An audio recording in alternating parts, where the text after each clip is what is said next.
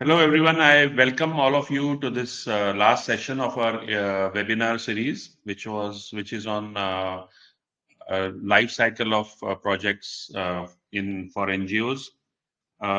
So far, we have in our previous 5 sessions, we have looked at all aspects of project, right from project design to fundraising to project management, and now this is the last stage, which is measurement and evaluation or impact assessment. Different ways it is called. Um, this uh, this is one of the most important phases and gaining a lot of importance in the recent times, and going forward we are all of us are going to see a lot of expectations and demands from investors, I mean donors as well as regulators.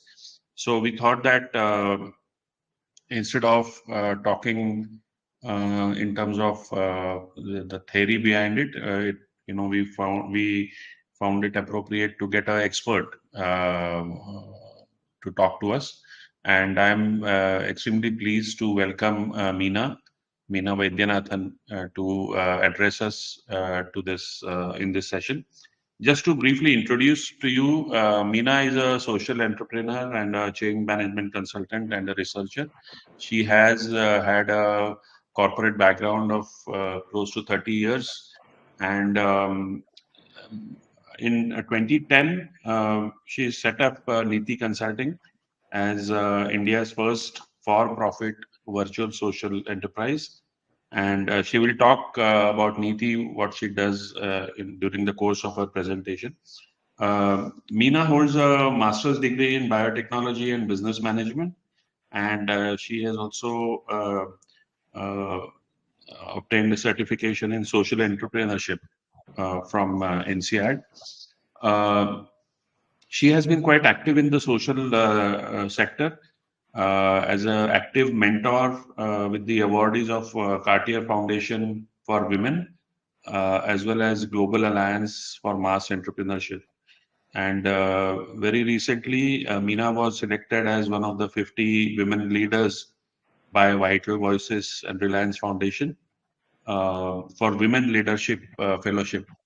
So Meena comes from a very strong, not only the the corporate background, but hard-coded experience in the social sector as well. She has been very actively involved with associations and organizations pan India.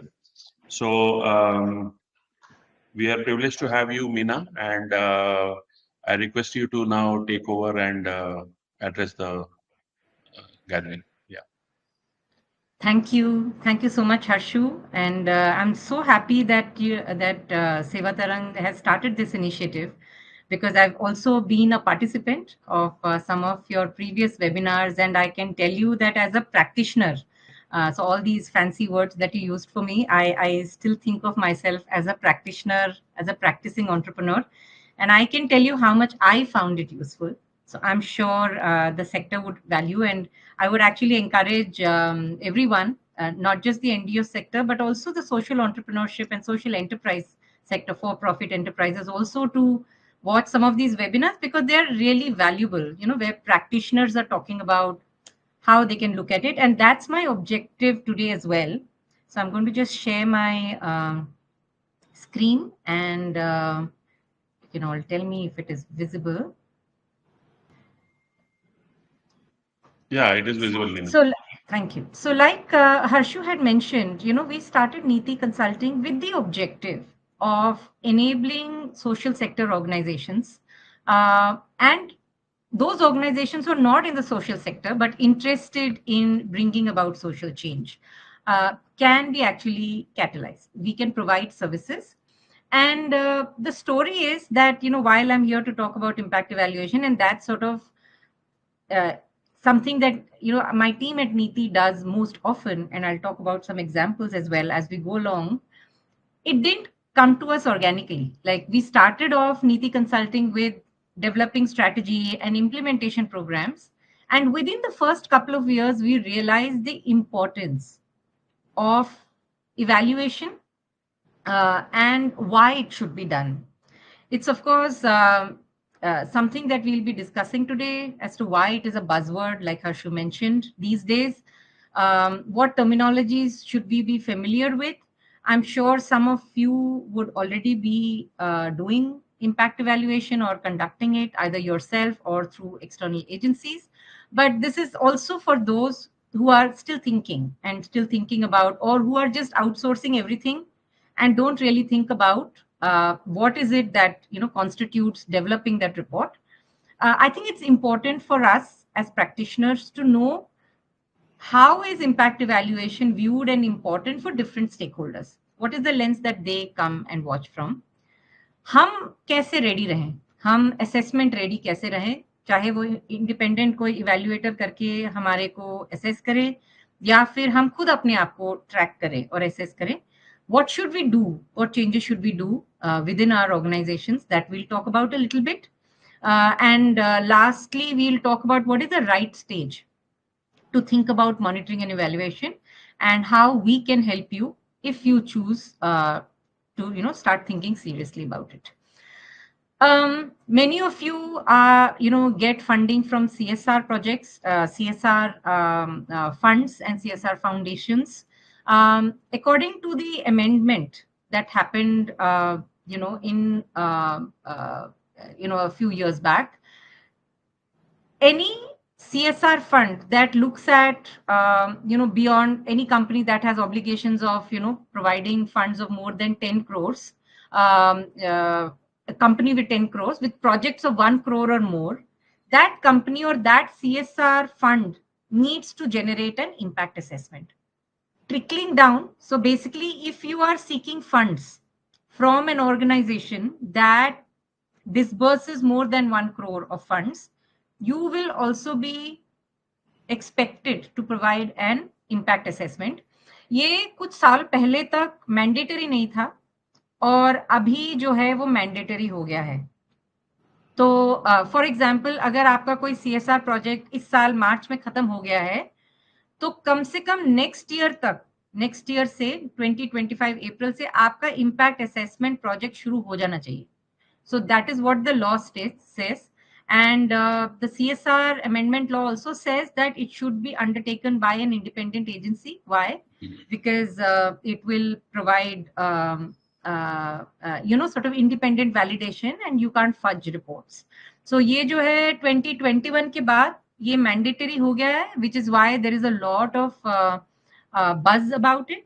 And companies जो हैं जो CSR funds ये 1 crore से ऊपर disburse करती हैं, यदि वो इम्पैक्ट इवैल्यूएशन रिपोर्ट अपना नहीं सबमिट करती हैं along with their annual report, then they can face a penalty for non-compliance.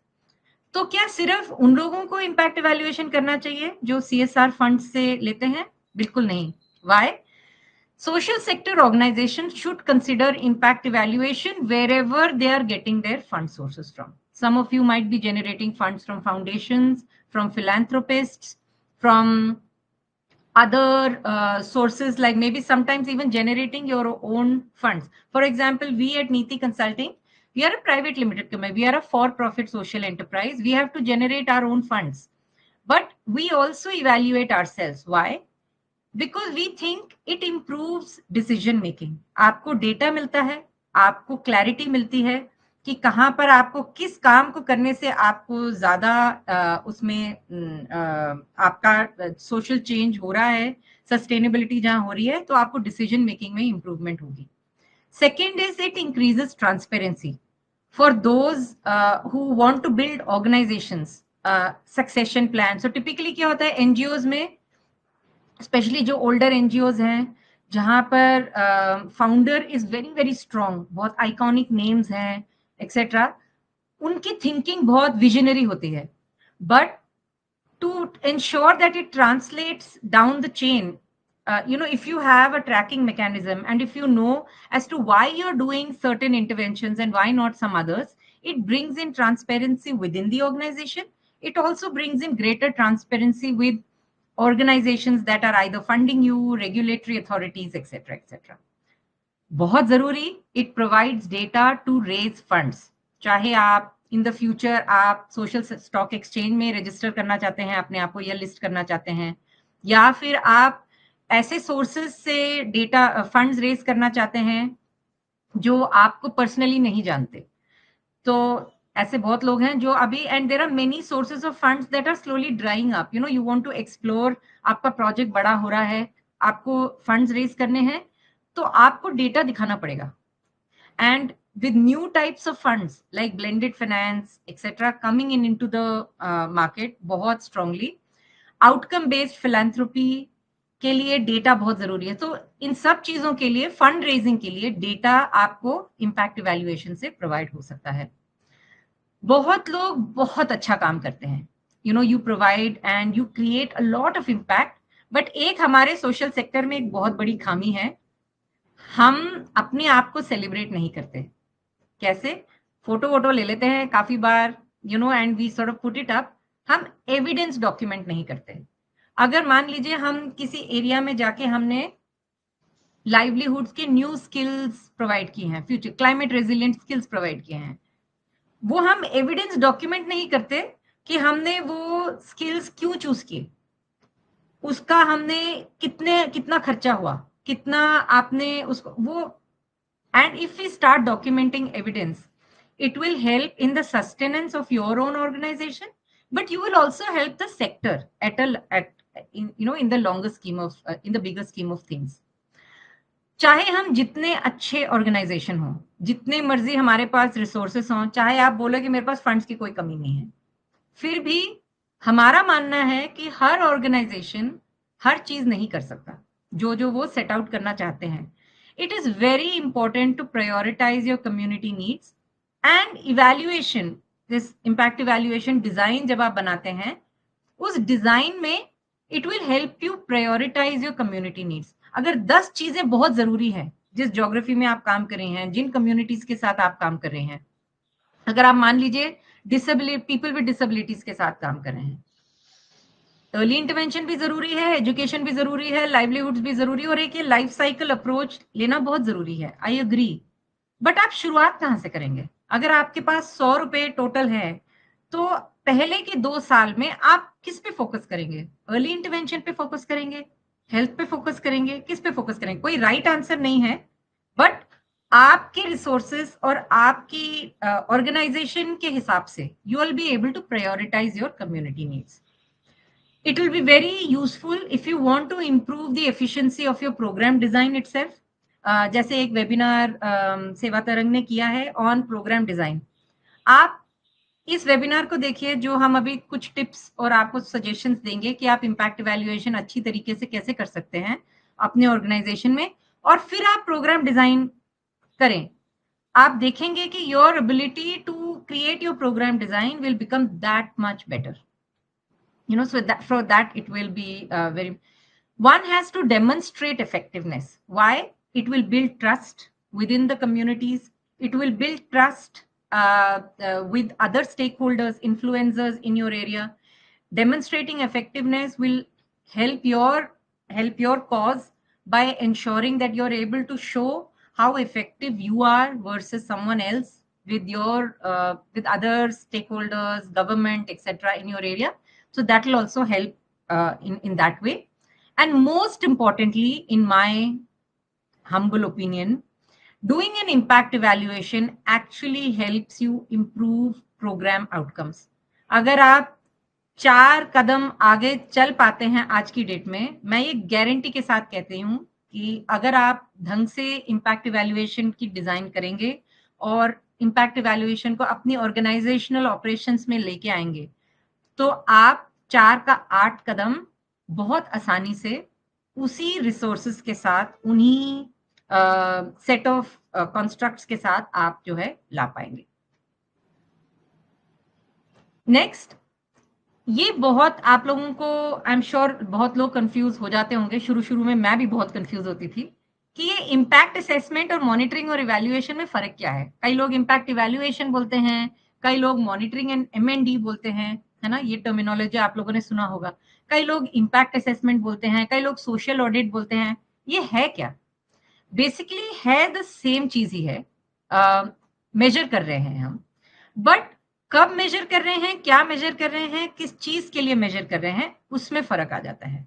Impact assessment या सोशल ऑडिट भी जिसको कहते हैं, वो क्या करता है, वो उसका पर्पस है कि आप जिन लोगों के साथ काम कर रहे हैं, जिन कम्युनिटीज के साथ आप काम कर रहे हैं और जिस एरिया में आप काम कर रहे हैं, उसका लॉन्ग टर्म इफेक्ट क्या है, वो आप असेस करने की कोशिश कर रहे हैं।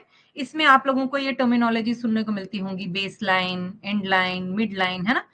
शुरुआत में आप बेस लाइन करते हैं, फिर प्रोग्राम के एंड में आप एंड लाइन करते हैं। अगर आपका प्रोग्राम 5 साल का है तो आप 5 साल के एंड में करेंगे।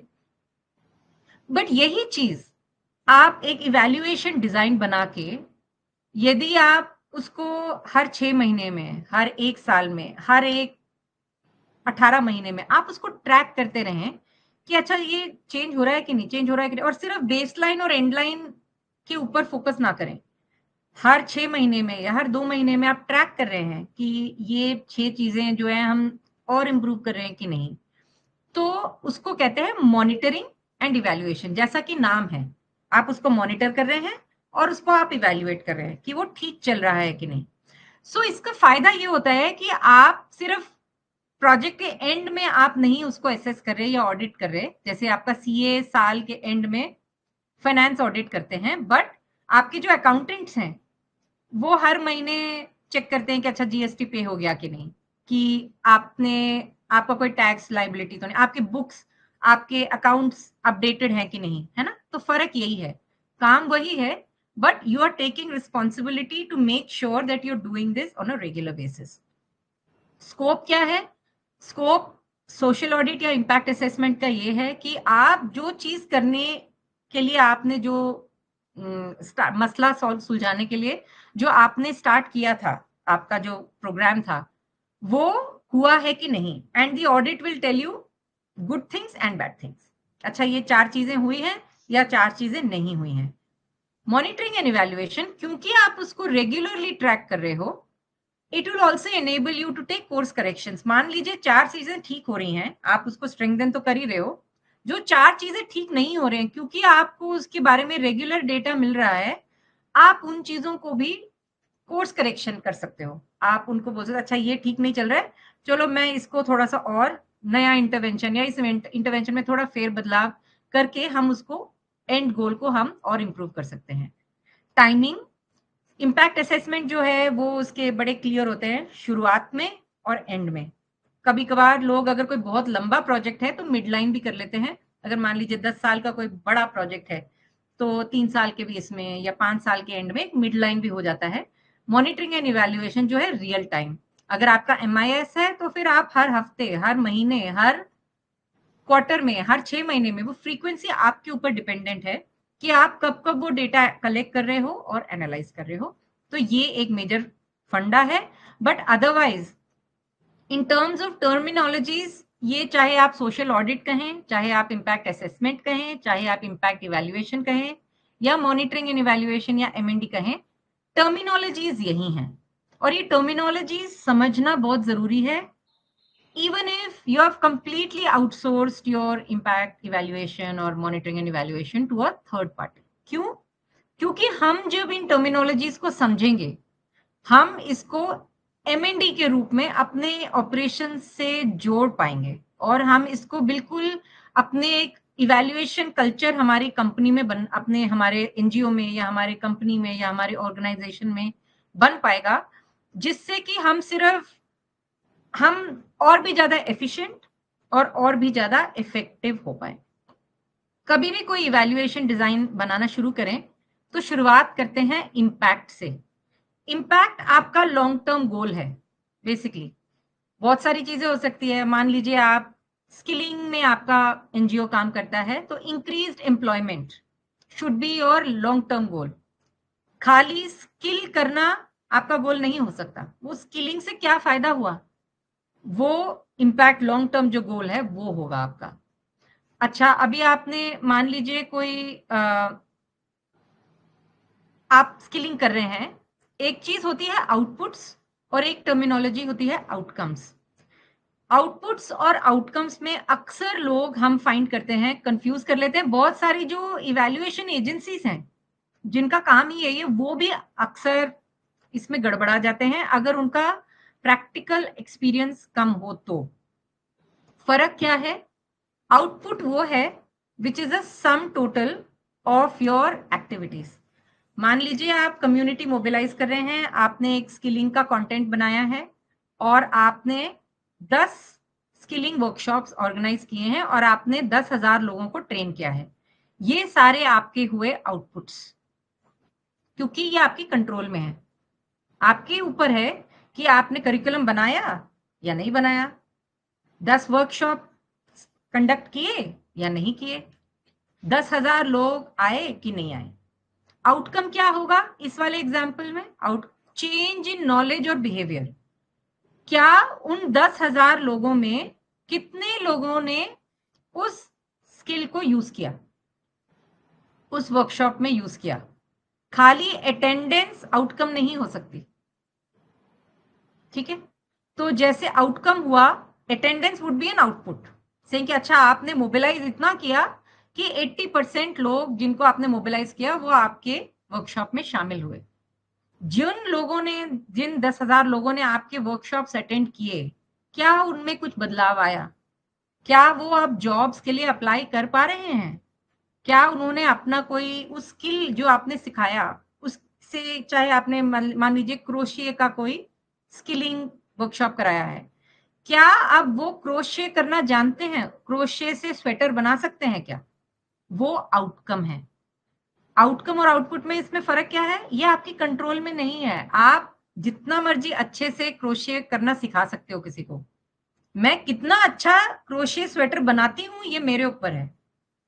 सो you can do whatever it takes to train me. So अगर आप मान लीजिए मॉनिटरिंग एंड इवैल्यूएशन कर रहे हैं और आप वर्कशॉप के ऊपर वर्कशॉप करे ही जा रहे हैं क्रोशिये का, और आप चेक नहीं कर रहे हैं रेगुलर इंटरवल्स पे कि मैं जो है, मान लीजिए मैं क्रोशिये स्वेटर तो बनाना जान गई पर उसका जो क्वालिटी है वो बेकार है, तो या फिर मेरे को एक ही डिजाइन बनाना आ गया है, उसके बाद नहीं आता। अगर आप ये रेगुलरली अगर इसको ट्रैक करें तो may be you can add another intervention से कि अच्छा मुझे अपने करिकुलम में न्यू डिजाइन भी ऐड करना पड़ेगा, या फिर मेरे को एक और इंटरवेंशन ऐड करना पड़ेगा, एक्टिविटी, मतलब कि प्रैक्टिस सेशंस हमारे को ऑर्गेनाइज करने पड़ेंगे ताकि हम क्वालिटी चेक कर पाए।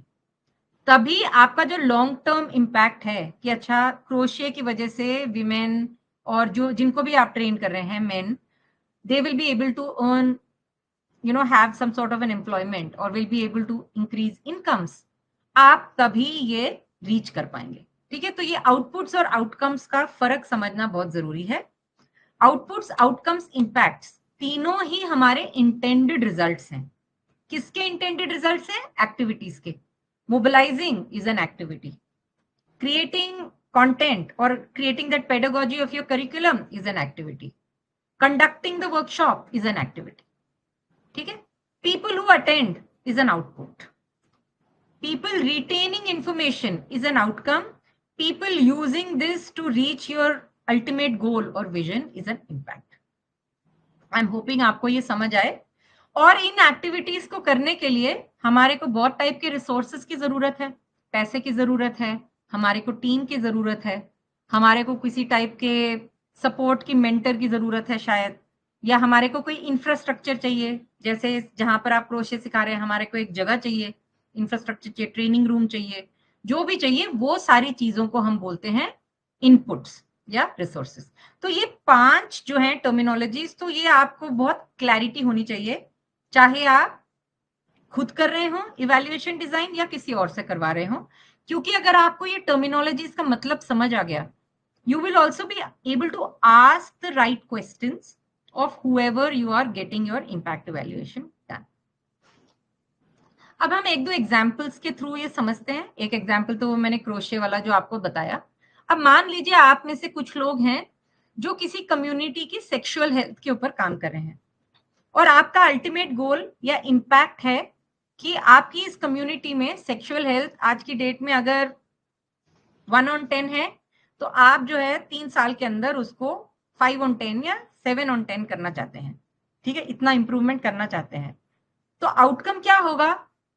आउटकम होगा कि कम्युनिटी मेंबर्स जो हैं वो फैमिली प्लानिंग जानते हैं, क्या करते हैं, फैमिली प्लानिंग में क्या क्या करते हैं उनको पता है, and they use means of contraceptiveness. ठीक है, आउटपुट क्या होगा कि जो नर्सेस हैं या आपके जो कम्युनिटी लीडर्स हैं या चैंपियंस हैं, they are distributing contraceptives to community members. और आप जो आपने ट्रेनिंग वगैरह करी है नर्सेस के साथ, they have a better understanding, जिसकी वजह से nurses are able to explain those family planning practices to community better. I am hoping इन एग्जाम्पल से आपको स्पेशली आउटपुट और आउटकम में फर्क पता लगेगा। यूजुअली हमने देखा है, and in fact more often than not, क्योंकि लोग आउटकम के ऊपर फोकस कम करते हैं, क्योंकि आउटकम को मेजर करना भी मुश्किल होता है, और लोग जल्दबाजी में होते हैं, और जल्दबाजी में होते हैं अपने रिजल्ट्स दिखाने के लिए, तो आउटपुट को ही कर करके दिखा देते हैं। ये नहीं समझ रहे हैं कि सिर्फ नर्सेस की बेटर अंडरस्टैंडिंग होने से कम्युनिटी में सेक्सुअल हेल्थ इंप्रूव नहीं होगा। कम्युनिटी में सेक्सुअल हेल्थ इंप्रूव होने के लिए एक वो बिहेवियर चेंज होना जरूरी है। Outcome will definitely necessarily need to happen, so outcome को ट्रैक करना बहुत जरूरी है। इसके बहुत सारे मेथडोलॉजीज और टेक्निक्स होते हैं, और अनलाइक जो पहले सोचते थे 10 साल पहले, सोचते थे आउटकम को ट्रैक करने के लिए बहुत पैसे लगते हैं, बहुत मुश्किल है, किसी को पूरा किसी बड़े से एजेंसी को हायर करना पड़ेगा बहुत। अब जो है हमने ऐसे बहुत सारे ग्रास रूट्स ऑर्गेनाइजेशंस के साथ काम करके एक सिस्टम, मतलब बहुत सारी टेक्निक्स हैं। आउटकम हार्वेस्टिंग एक टेक्निक है, most successful case study method एक टेक्निक है। ऐसे बहुत सारी टेक्निक्स हैं जिससे कि हम आउटकम्स को भी ट्रैक कर सकते हैं at regular intervals, at not so expensive a cost, not too at very cost effective methods. तो ये पर हमारे को ये ट्रैक करना जरूरी है। चलिए एक और एग्जाम्पल समझते हैं। जैसे अभी कोई इम्पैक्ट, आपका लॉन्ग टर्म विजन है कि आप जो है लेबर मार्केट को some sort of an impact आप क्रिएट करना चाहते हैं। मे बी आजकल जो बहुत बज में है, विमेन को, जो गवर्नमेंट का भी काफी इसमें फोकस है अभी, कि विमेन अनएम्प्लॉयड यंग मदर्स जो हैं किसी टाउन में, मान लीजिए आपका इम्पैक्ट है, गोल है कि जो अनएम्प्लॉयड यंग मदर्स हैं या जो 30s, लेट 20s और 30s के बीच में जो विमेन हैं, जो बच्चों की वजह से अपना नौकरी छोड़ देते हैं, आपने उनको लेबर फोर्स में वापस लाना है। ये आपका लॉन्ग टर्म विजन है। तो आउटकम्स क्या होगा, जो अगर विमेन जो हैं, यंग मदर्स जो हैं जिनको आप टारगेट कर रहे हो, वो जॉब्स के लिए अप्लाई करें और जॉब्स उनको मिले। इसके लिए आपको आउटपुट दो टाइप की चीजें करनी पड़ेंगी, है ना। सिर्फ यंग मदर्स को स्किलिंग करना या उनको जॉब अपॉर्चुनिटी दिलाना काफी नहीं है, आपको एम्प्लॉयर्स को भी कुछ एक्टिविटीज करनी पड़ेंगी, और आपको कुछ आउटपुट दिखाना पड़ेगा शॉर्ट टर्म में। एम्प्लॉयर्स को भी आप सेंसिटाइज कर रहे हैं, आप एम्प्लॉयर्स को जाके बोल रहे हैं कि अच्छा ये जो है, you are able to find better quality people to be participating, who are also young mothers who probably have had a break. So that is the difference between outcomes and impacts, and also outputs and outcomes. So that, like I told you earlier, doing this process and thinking about it will also help you decide कि आपकी सारी interventions आप कर रहे हो क्या। आपके programme design भी आप इंप्रूव कर सकते हो इससे। आपको उन एक्टिविटीज को करने के लिए किस किस टाइप के लोगों की जरूरत है, उनको क्या क्या ट्रेनिंग्स चाहिए, किस टाइप के आपको रिसोर्स चाहिए। Your ability to budget your project will be better, your ability to programme manage your putting controls, कि कहाँ कहाँ प्रॉब्लम्स आ सकती है, आप पहले से ही रिस्क असेसमेंट कर सकते हो better during using this evaluation design. So मेरे हिसाब से मॉनिटरिंग एंड इवैल्यूएशन का खाली असेसमेंट काम नहीं है, अगर आप उसको ठीक से डिप्लॉय करें तो आप उसको ट्रैक भी कर सकते हैं। ट्रैक कैसे करते हैं, प्रोग्रेस कैसे मेजर करते हैं, एक और टर्मिनोलॉजी है जो आपको फेमिलियर होना पड़ेगा, वो है इंडिकेटर्स। आपने शायद ये भी सुना होगा काफी बार कि आपका इम्पैक्ट इवैल्यूएशन क्वालिटेटिव हो सकता है कि क्वांटिटेटिव हो सकता है। जैसे कि वर्ड है क्वांटिटेटिव, नंबर, इतने हाउस होल्ड में इतना इनकम बढ़ा, ये अगर आप घर घर जाके सर्वे कर रहे हैं, ये हुआ क्वांटिटेटिव। क्वालिटेटिव क्या है, आप एफजीडीज कर रहे हैं, आप लोगों को बुला रहे हैं उन्हीं हाउस होल्ड्स में से पता करने के लिए कि अच्छा कुछ चेंज हुआ है कि नहीं।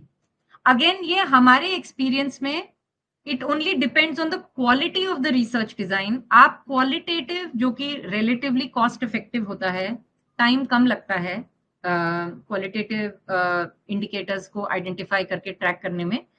ये गलत फहमी है कि सिर्फ क्वांटिटेटिव से ही हम जो है ट्रैक करके प्रोग्रेस फाइंड कर सकते हैं। Yes, in some cases quantitative करना भी बहुत जरूरी है, I am not trying to undermine it, but बहुत सारे एनजीओज और बहुत सारे ऑर्गेनाइजेशंस इम्पैक्ट इवैल्यूएशन से भागती हैं क्योंकि उनको लगता है यार ये तो बहुत कॉम्प्लिकेटेड है, बहुत टेक्निक्स लगते हैं इसमें, हमारे में कैपेसिटी नहीं है, किसी और पे पूरा रिलाई करना पड़ेगा, हमारे पास ना इतना टाइम है, ना पैसे हैं, ना रिसोर्सेस हैं इसको करने के लिए। तो मैं आपको ये बोलना चाहती हूँ कि importance is to identify these indicators, the right indicators. Indicators जो है हर लेवल पे होते हैं, एक्टिविटीज के इंडिकेटर्स होते हैं, आउटपुट के इंडिकेटर्स होते हैं, आउटकम के इंडिकेटर्स होते हैं, और इम्पैक्ट या गोल के इंडिकेटर्स भी होते हैं।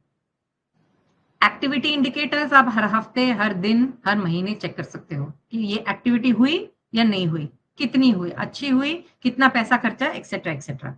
आउटपुट थोड़े लंबे समय पे होएगा कि अच्छा आपने टोटली इस क्वार्टर में कितने किए वर्कशॉप्स, या आपका पार्टिसिपेशन कितना था, अटेंडेंस कितनी थी, ये हुए आउटपुट इंडिकेटर्स। आउटकम्स आर, अच्छा जिन लोगों को आपने स्किलिंग कराया, इनको अवेयरनेस है जॉब्स के बारे में, किन किन टाइप के जॉब्स में वो अप्लाई कर सकते हैं, क्या उन्होंने अप्लाई किया उन जॉब्स के लिए। और अल्टीमेटली आप इम्पैक्ट इंडिकेटर्स भी कर सकते हैं कि आपने जिन जिन को ट्रेन किया उनमें से आज की डेट में कितने एम्प्लॉयड हैं और कितनों का इनकम बढ़ा। तो एक हर स्टेज पे आपके इंडिकेटर्स होते हैं। ये भी बहुत ज्यादा स्कोप के बाहर है इस वेबिनार के बाहर कि एग्जैक्टली वो रिसर्च डिजाइन होता कैसे है। आई एम श्योर जब आप में से कोई जब इंटरेस्टेड होंगे या फिर आप इसको अडॉप्ट करना चाहेंगे, वो बेशक हमारे को या सेवा तरंग के थ्रू हमारे को रीच कर सकते हैं। I will also share our contact at the end of this webinar. But इतना आपको जानना जरूरी है कि हर टाइप का इंडिकेटर करेक्ट नहीं हो सकता। इंडिकेटर्स जो है has to be an accurate measure of a behaviour और अ प्रैक्टिस और अ टास्क। जैसे फॉर एग्जाम्पल एक बहुत कॉमन मिस्टेक लोग करते हैं कि अगर किसी को पता करना हो कि इनकम इंक्रीज हुआ है कि नहीं, आपके किसी कम्युनिटी के साथ आप काम कर रहे हैं, मान लीजिए आप विमेन के साथ काम कर रहे हैं और आपको पता करना है कि इनकम इंक्रीज हुआ कि नहीं, तो टिपिकली आप क्या बोलेंगे, अच्छा चलो एक क्वेश्चन लिख लेंगे आपके क्वेश्चन या सर्वे में कि अच्छा आप की मासिक आय कितनी है।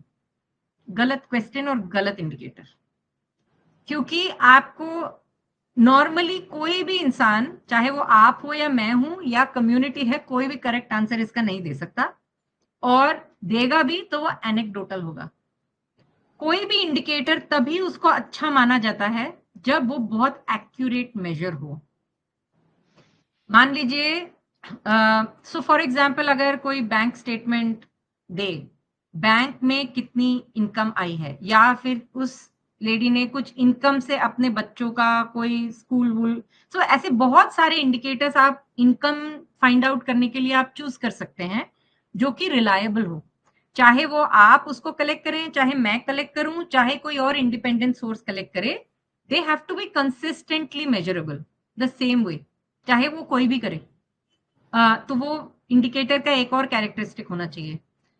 ये अगेन इन माय एक्सपीरियंस हमने ये देखा है कि कोई भी चीज मेजर की जा सकती है, चाहे वो हैप्पीनेस हो, चाहे वो कल्चर हो, चाहे वो पॉवर्टी इंडेक्स हो, चाहे वो हेल्थ इंडिकेटर्स हो, कुछ भी हो, हर चीज मेजर हो सकती है अगर सही टाइप के टूल्स और मेथड्स यूज किए जाएं और सही उसका इंडिकेटर आइडेंटिफाई किए जाएं।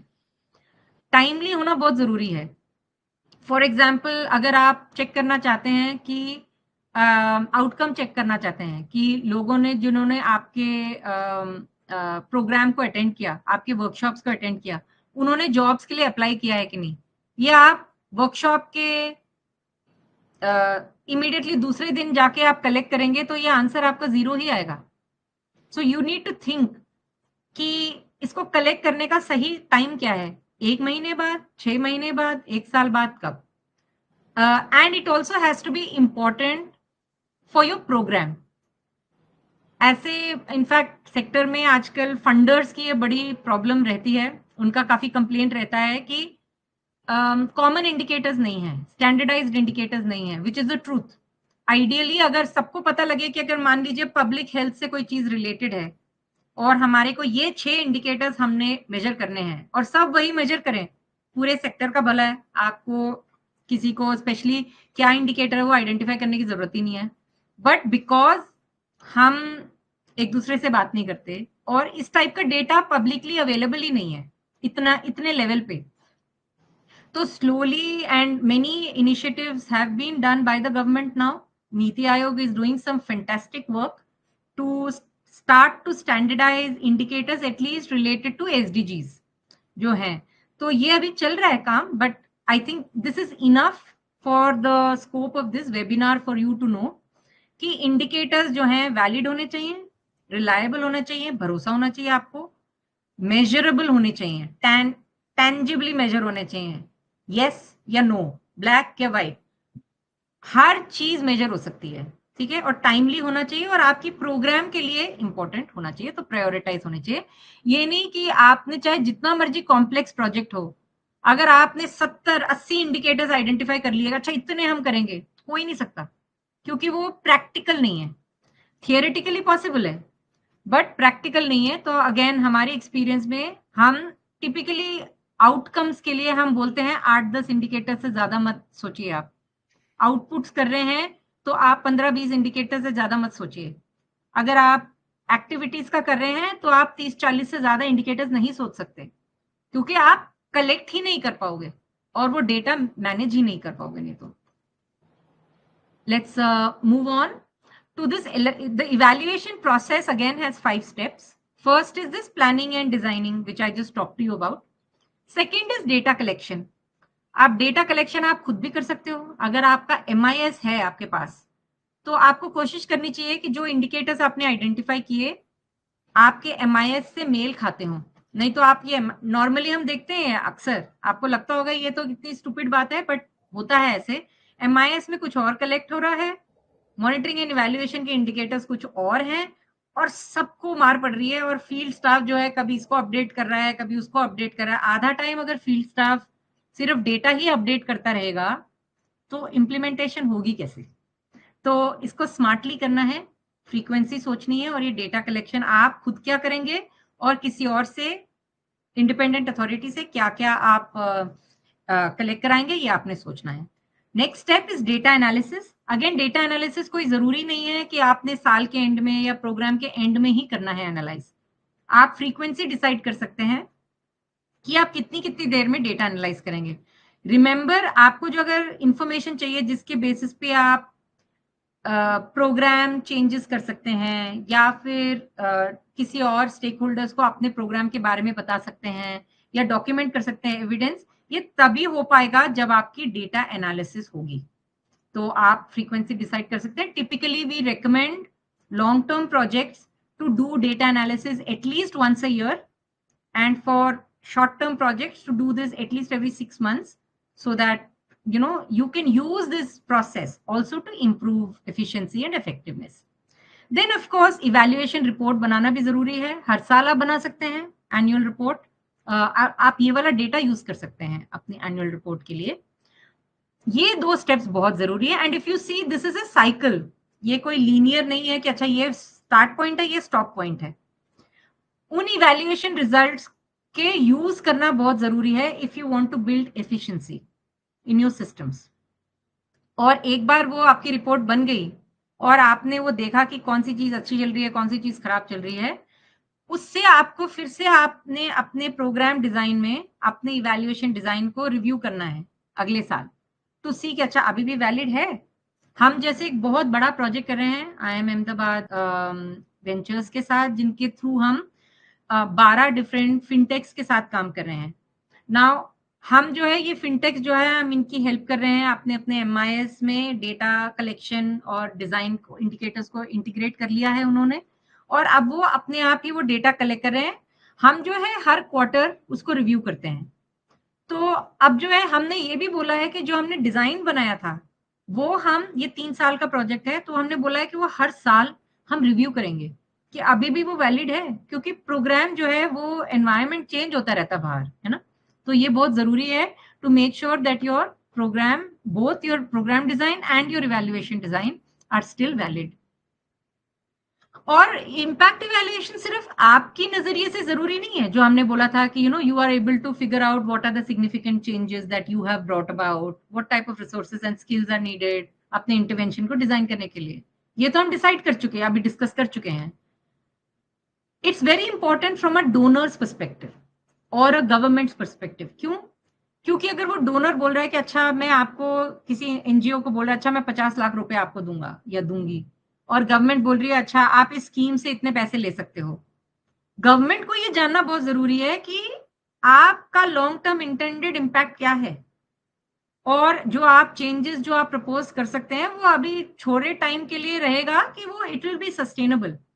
आपका प्रोग्राम डिजाइन जो है आज की डेट में, मान लीजिए आप काकीनाडा में कर रहे हैं, is it replicable, is it viable, आपके उसको और स्केल अप हो सकता है क्या? ये सब सवालों के जवाब उनको बहुत जरूरी हैं। तो ये इम्पैक्ट इवैल्यूएशन जो है उनको वो सवालों के जवाब दे सकता है। फॉर एन ऑडिटर जैसे हर्षु हैं, या फिर हमारे जो आपके जो ऑडिटर्स हैं, सीएज हैं, जो आपके फाइनेंशियल ऑडिटिंग, फाइनेंशियल यूटिलाइजेशन वगैरह करते हैं, बहुत जरूरी है उनके लिए भी इम्पैक्ट इवैल्यूएशन। इनफैक्ट हम काफी बार इसको हम SROI भी कहते हैं काफी बार, क्योंकि जिसमें अगर ये फाइनेंशियल यहाँ पर लिखा हुआ है ना, सोशल रिटर्न ऑन इन्वेस्टमेंट, मान लीजिए आपने टोटली आपको 100 रुपए आपने खर्चा किया, वो 100 रुपए किन किन चीजों में खर्चा हुआ, जिन चीजों में खर्चा हुआ उन रिसोर्सेज को एफिशिएंटली उनका यूज हुआ है क्या, क्या ये प्रोग्राम फाइनेंशियली वायबल है कि बस हम पैसे ही ऐसे अंदर डालें। ऑडिटर ऐसे सोचते हैं, एंड इम्पैक्ट इवैल्यूएशन के डिजाइन में आप इसको इंक्लूड कर सकते हो और उनको भी उसका फायदा हो सकता है।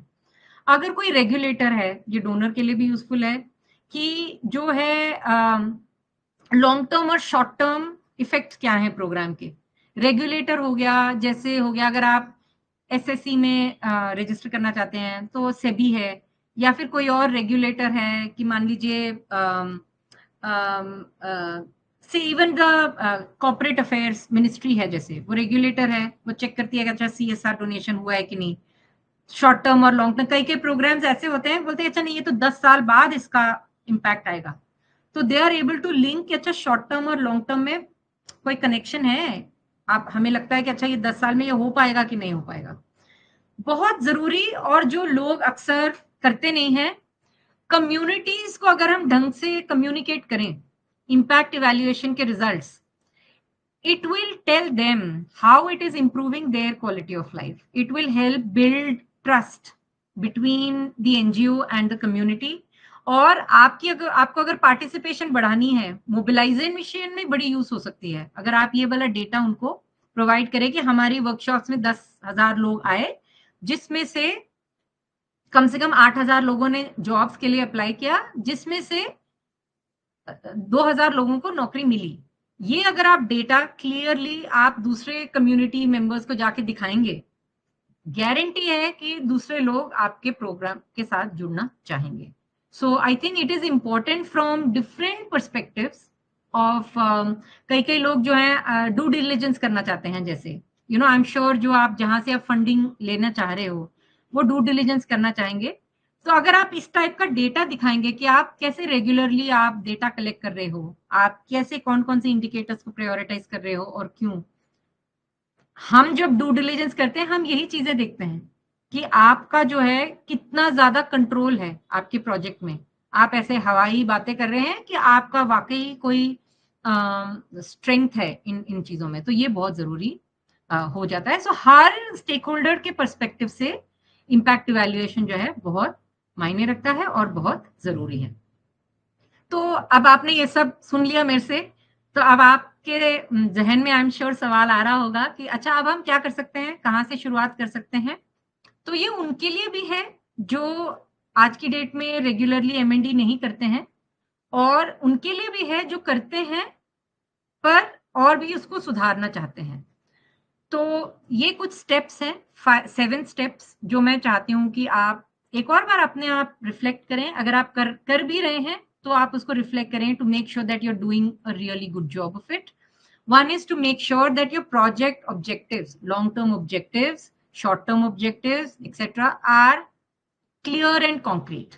मतलब जो प्रोजेक्ट जो हम बोल रहे हैं यहाँ पे इवैल्यूएशन की बात कर रहे हैं कि इवैल्यूएशन के जो ऑब्जेक्टिव्स हैं they are aligned with your programmes priorities जो आप करना चाहते हैं. Second is yes, you need to get an independent partner onboarded, but आप ऐसे किसी पार्टनर को ऑनबोर्ड करें और शुरुआत में ही ऑनबोर्ड करें अगर हो सके तो, जितनी शुरुआत में ऑर्गेनाइज कर सकते हैं, जो प्रैक्टिकल हो, प्रैक्टिस बेस्ड हो. क्योंकि काफी कॉम्प्लेक्स हो जाता है मेथोडोलॉजी वगैरह. तो यस, ऐसे हमने बहुत सारे इंडिकेटर्स आइडेंटिफाई करी हैं या हम बहुत सारे ऐसे टेक्निक्स को हमने रिजेक्ट किया है कि यस प्रोजेक्ट के लिए तो बहुत बढ़िया है, बट इस प्रोग्राम के लिए या इस एनजीओ के लिए या इस ज्योग्राफी के लिए सूटेबल नहीं है. तो जरूरी नहीं है कि कोई चीज अगर पेपर पे बहुत अच्छी लगे तो वो प्रैक्टिस में भी यूज हो सकता है. तो आप ऐसे देखें कि इवैल्यूएशन पार्टनर आपका कितना आपके प्रोग्राम से लिंक्ड है और कितना अलाइंड है आपके बजट्स और आपके रिसोर्सेस के हिसाब से. Third, consider all stake holders.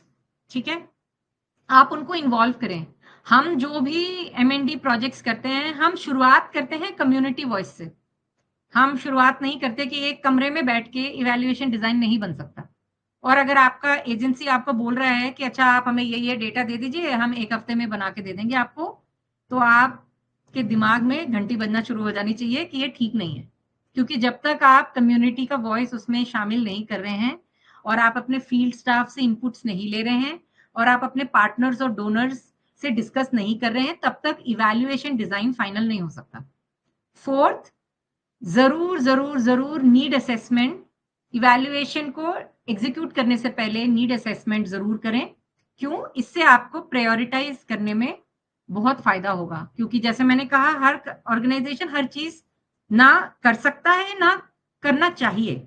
तो आपको ये शार्पन करने में आपके इंडिकेटर्स को, या फिर आपको प्रायोरिटाइज करने में 50 इंडिकेटर्स हैं, उसको अगर आपने 10 या 20 में आपको शॉर्टन करना है, तो आपको इसमें बहुत उसका फायदा होगा नीड असेसमेंट करने में. कलेक्ट डेटा रेगुलरली, चाहे वो MIS के थ्रू करें, चाहे वो किसी भी टाइप के टूल के थ्रू करें. आप जो है डेटा को रेगुलरली करें. काफी बार हमने इतने सिंपल टेक्निक्स बनाए हैं कि आपकी जो मंथली मीटिंग्स होती हैं फील्ड स्टाफ के साथ, उधर ही एक सिंपल टेम्पलेट हम बना के कभी कभार दे देते हैं कि आप ये चीजों में आप फिल कर लीजिए जब आपकी रेगुलर मीटिंग होती है फील्ड स्टाफ के साथ, ताकि आपको एक्स्ट्रा टाइम, एक्स्ट्रा खर्चा और एक्स्ट्रा प्रेशर ना झेलना पड़े. इम्पैक्ट इवैल्यूएशन जो है आपके प्रोग्राम प्रोसेस में होना चाहिए, अलग से इसको कृपया ना देखें. इसके लिए आपको क्या करना है? आपको कैपेसिटी बिल्ड करनी पड़ेगी. एक अच्छे MIS में थोड़ा सा इन्वेस्ट करें. आपको लगेगा कि जब even if you have spent a little extra in creating a nice, आप एक्सेल बेस्ड ही कर लें, सिंपल सा कुछ कर लें, बट और अपनी टीम को ट्रेन कर दें, तो ये जो है आपको अपने M&D प्रोसेसेस को एफिशिएंट बनाने में और आपके आउटकम्स को इंप्रूव करने में it will really help you. Lastly, like I had said, consider M&D as a process and as a feedback loop जो आप अपने सिस्टम में खुद ही लगा रहे हैं, where it will help you figure out how to improve your program design. It will help you make your interventions more effective and your outcome and your long-term impact most effective and sustainable in your practice. We can definitely help you, but I think it's important for you also to understand as to किस stage में initiate करना चाहिए. जैसे मैंने बोला, सबसे best है कि आप अपने प्रोजेक्ट की शुरुआत में ही कर लें इवैल्यूएशन डिजाइन. बट मान लीजिए आपका प्रोजेक्ट शुरू हो चुका है और आप बोले अरे अब मैं क्या करूं क्योंकि मेरा तो प्रोग्राम शुरू हो चुका है. You should definitely conduct an assessment at the end of the project, but my humble request and suggestion as a practitioner like you would be that you should do it on a regular basis. Like, do this every year and make sure that you are bringing in your evaluation design as part of your operations. So that would be our, and how can we help you?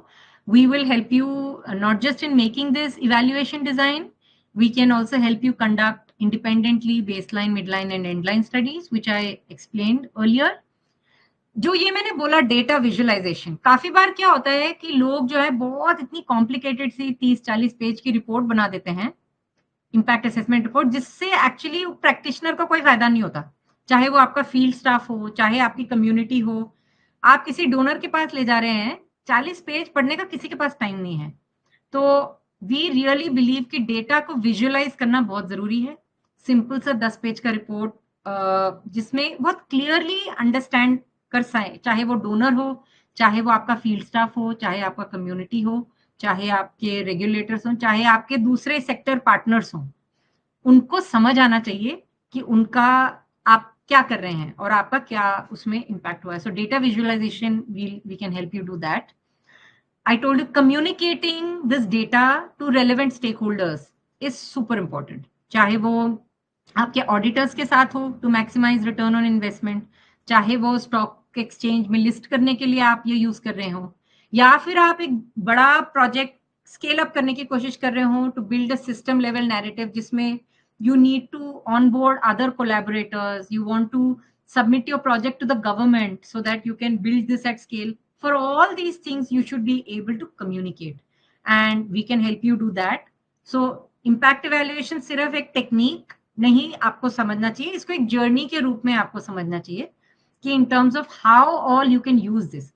असली return on investment वही है जब आप 10 रुपए इस पे खर्चें पर आपको 100 रुपए का फायदा हो, in terms of increased donations or funds, in terms of improved transparency, in terms of improved efficiency, in terms of better effectiveness, etc. Lastly, we really strongly believe that in every project, थोड़ा थोड़ा हम अपनी तरफ से जिस partner के साथ हम काम करते हैं, हम उनकी टीम का कैपेसिटी बिल्ड करते रहते हैं. मैंने जो एग्जांपल बताया इन फिनटेक्स के साथ, आपको ये सुनने में बहुत अच्छा लगेगा कि ये फिनटेक जो है सोशल सेक्टर ऑर्गेनाइजेशंस नहीं है, ये बिल्कुल हार्डकोर कमर्शियल फिनटेक ऑर्गेनाइजेशंस हैं. इनको भी जब ये प्रोसेस का हमने समझाया, उसके बाद उनको खुद ही दे many of them have nominated people within their team who can be trained on basic things in terms of वो कैसे अपना project improve कर सकते हैं. So I think at this stage, maybe I can just stop the webinar and maybe open the floor for questions if you have, which we'll be happy to answer. अगर आप इस conversation को carry forward करना चाहते हैं, if you are interested in understanding more how impact evaluation and monitoring and evaluation can be used, you are free to write to us at info@niticonsulting.com, or you can reach out to our website niticonsulting.com, and we'll be very happy to help you, because that was the main aim. That was our impact, long-term impact, that we strengthen the social sector to build catalytic social change. And these are small outputs that we are doing in terms of conducting webinars like this, etc. Outcome वो है कि इस webinar के बाद आपको ये बात समझ आई और आपने कोई एक्शन उसका लिया कि नहीं. सो ये इस वेबिनार का छोटा सा evaluation design. So thank you so much, and thank you Harshu and Seva Tarang team for giving us the opportunity, and more importantly for creating this platform to share knowledge. Thank you.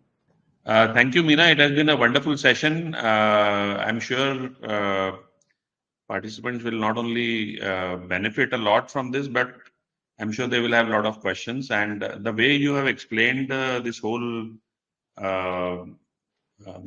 area about impact assessment or monitoring and evaluation, I'm sure each of those aspects that you mentioned, each of those stages deserve a separate session in itself. And I could also gather that the parameters and the approaches, methodologies would vary from purpose to purpose, sector to sector. So we hope that since there is going to be a lot of expectations from all stakeholders in this area, I think as we go along, we also plan to create some sector-specific content on this, where somebody from a given sector can listen to or adopt something which is very specific to them. So thanks a lot, Meena, for your time.